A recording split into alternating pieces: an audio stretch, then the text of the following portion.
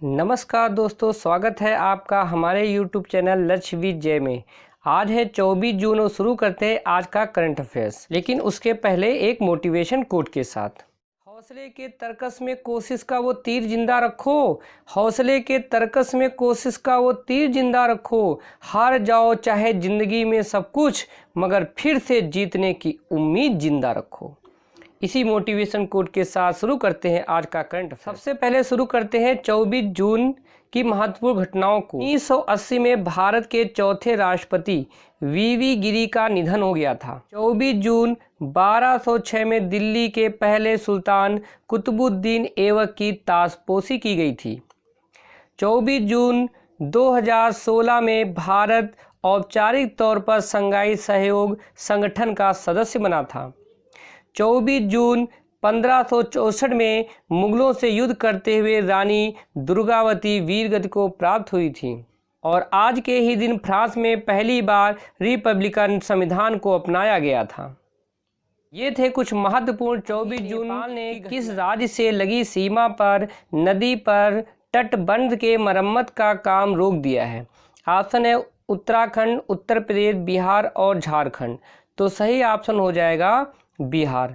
तो अभी नेपाल ने बिहार से जो लगी सीमा है उसमें जो एक नदी पर बंध बना था तो उसको जो है काम रोक दिया है, जिससे भारत की समस्याएं बढ़ गई हैं, क्योंकि इससे बाढ़ आने की संभावना ज़्यादा हो जाएगी।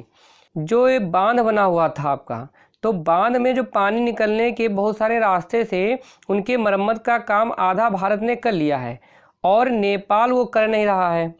नेपाल अगर वो मरम्मत का काम नहीं करेगा तो बाढ़ आने पर यहाँ से पानी ज़्यादा छूटने की संभावना है, बाढ़ आने की संभावना बनी रहेगी। ये बांध किस नदी पर बना हुआ है? तो ये बांध गंडक नदी पर बना हुआ है। इसका नाम क्या है? तो इस बांध का नाम है गंडक बांध। इसका नाम क्या है? गंडक बांध। क्या गंडक नदी पर बना है तो इसका नाम गंडक बांध हो जाएगा। इसमें कितने द्वार है? इसमें जो है 36 द्वार हैं। इन 36 द्वार में नेपाल के हिस्से में कितने द्वार हैं? नेपाल के हिस्से में जो है 17 गेट हैं और भारत के हिस्से में जो है आपके 18 गेट हैं।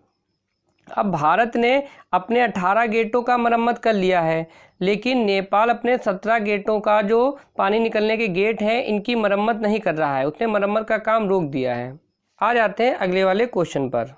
अभी केंद्र सरकार द्वारा वंदे भारत मिशन के तीसरे चौथे चरण की घोषणा की है। वंदे भारत मिशन संबंधित है, इम्पॉर्टेंट क्वेश्चन है। जो लोग एसएससी की तैयारी कर रहे हैं या यूपी टीपीएससी की तैयारी कर रहे हैं उनके लिए इम्पॉर्टेंट क्वेश्चन।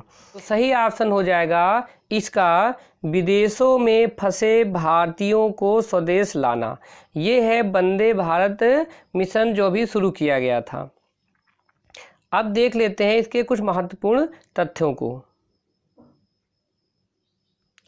तो वंदे भारत मिशन का पहला चरण कब शुरू हुआ था? तो पहला चरण शुरू हुआ था 7 मई को। 7 मई को चालू हुआ था। दूसरा चरण जो इसका शुरू हुआ था वो 17 मई को चालू हुआ था और जो तीसरा चरण है वो 11 जून को चालू हुआ है और चौथा चरण जो आपका है ये जुलाई में चालू होगा। आ जाते हैं अगले वाले क्वेश्चन पर।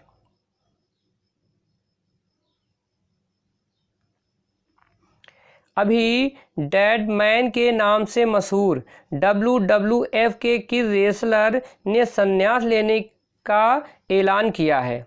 ऑप्शन है John Cena, Undertaker, rover joker, उपरोक्त सभी। तो ये ऑप्शन हो जाएगा अंडरटेकर। आपने बचपन में देखा होगा अंडरटेकर को WWF में रेसलिंग करते हुए। ये है आपके अंडरटेकर। आ जाते हैं अगले वाले क्वेश्चन पर। इस प्रतियोगी परीक्षाओं के अभ्यर्थियों के लिए केंद्रीय मानव संसाधन मंत्री ने नेशनल टेस्ट अभ्यास ऐप लॉन्च किया है। तो ये है IIT के छात्रों के लिए, नीट की परीक्षा की तैयारी के लिए, कि फर्स्ट और सेकेंड यानी IIT और नीट दोनों के लिए, कि SSC के विद्यार्थियों के लिए। तो ये चालू किया गया है। ऑप्शन सही हो जाएगा थर्ड वाला। फर्स्ट व सेकेंड दोनों, यानी IIT की तैयारी करने वाले और नीट की तैयारी करने वाले दोनों के लिए ऐप लॉन्च किया है। अब ये चर्चा में क्यों रहा है? ये चर्चा में इसलिए रहा है क्योंकि ये जो ऐप पहले इंग्लिश में था, अब इसे हिंदी मीडियम में कर दिया गया है। हिंदी मीडियम में इसको जो है लॉन्च किया गया है, इसलिए चर्चा रहा। तो हिंदी मीडियम वालों के लिए अच्छी खबर है। आ जाते हैं अगले वाले क्वेश्चन पर। अभी ICC ने कहा है कि महिला T20 वर्ल्ड कप 2020 महिला क्रिकेट में सबसे ज़्यादा बार देखा गया है। महिला T20 वर्ल्ड कप 2020 का आयोजन कहाँ हुआ था? तो ऑप्शन है भारत, श्रीलंका, पाकिस्तान, ऑस्ट्रेलिया। तो सही ऑप्शन हो जाएगा ऑस्ट्रेलिया में हुआ था। अब ये सबसे ज़्यादा बार देखा गया है अब तक के, वो भी महिला कैटेगरी में।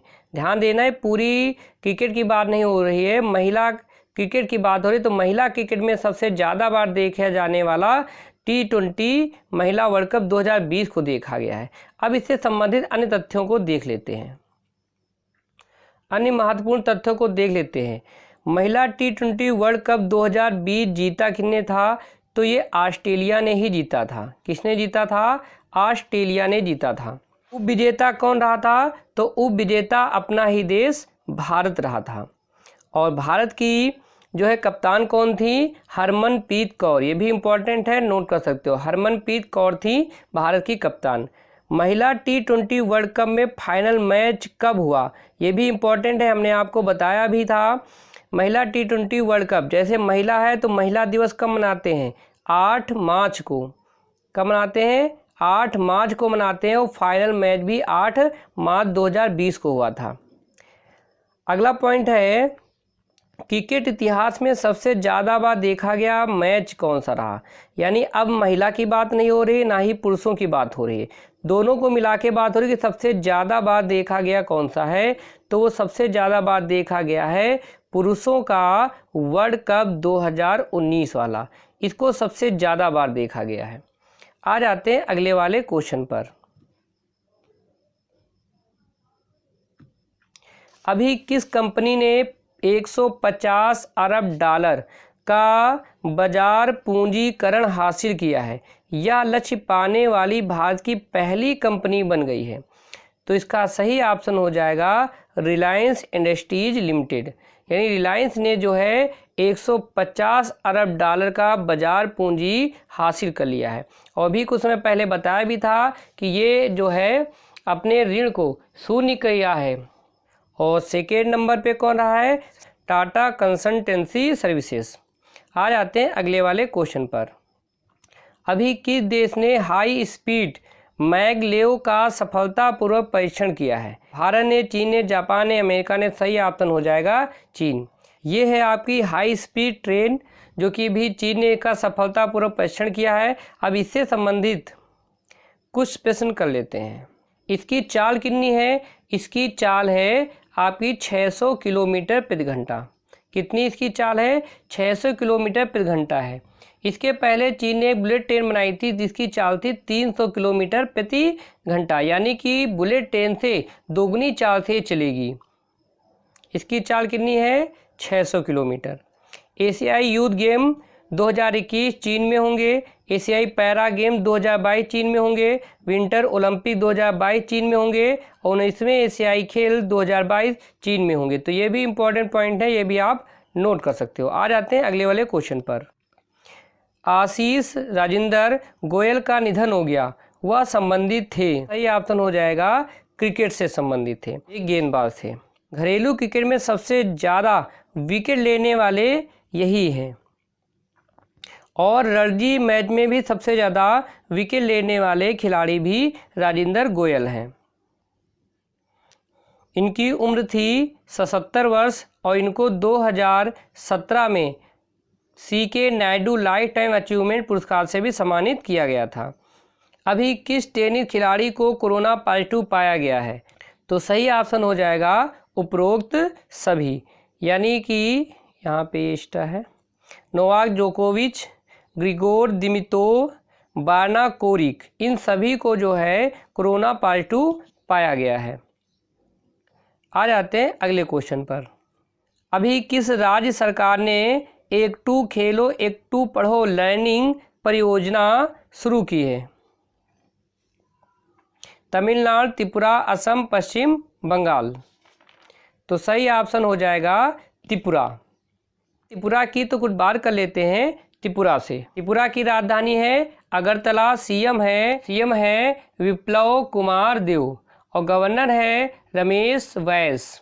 लोकसभा सीटों की संख्या यहाँ 2 है, राज्यसभा सीटों की संख्या 1 है, विधानसभा सीटों की संख्या 60 है, जिलों की संख्या 8 है और यहाँ का राजकीय पशु जो है वो है लंगूर, राजकीय पक्षी जो है वो है इंपीरियल कबूतर और यहाँ का वृक्ष है अगार का, फूल है नाग केसर का और यहाँ का जो राष्ट्रीय पार्क है वो है राजबाड़ी नेशनल पार्क। तो ये था हमारा आज का करंट अफेयर्स। अब आ जाते हैं कल के क्वेश्चन पर। कल का क्वेश्चन था किस राज्य ने प्रवासी श्रमिकों को चावल देने की योजना शुरू की है? तो सही ऑप्शन था मिजोरम। और आज का प्रश्न है हाल ही में जारी वैश्विक ऊर्जा संक्रमण सूचकांक में कौन सा देश प्रथम स्थान पर रहा है? ऑप्शन है आपके पास डेनमार्क, स्वीडन, नॉर्वे, फिनलैंड। तो इसका ऑप्शन आपको कमेंट बॉक्स में लिखना है। आज का करंट अफेयर आपको अच्छा लगा हो तो इसे लाइक करें, सब्सक्राइब करें, अपने दोस्तों को शेयर करें। नमस्कार दोस्तों।